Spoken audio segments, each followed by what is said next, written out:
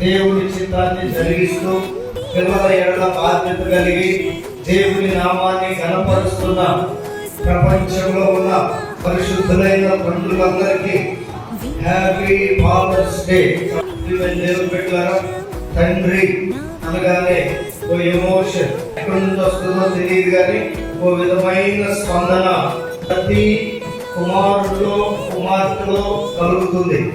Father అంటే అంత attachment లేక సంబంధం కుమారుడు ఉండదో లేదో తెలియదు, కానీ పూర్తిగా కుమార్తెకు మాత్రం ఖచ్చితంగా తండ్రి ఎడల ఒక ప్రత్యేకమైన ప్రేమ ఉంటుంది.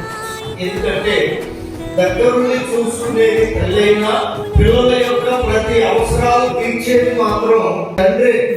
ఒక విధంగా చెప్పాలి అంటే తండ్రి లేకపోతే కుటుంబమే లేదు. అందుకని తండ్రికి దేవుడు చాలా ప్రాముఖ్యమైన స్థానం ఇచ్చాడు. తన జీవితంలో కానీ తనకిచ్చిన కుటుంబంలో కానీ దేవుని శరీరమైన సంఘంలో కూడా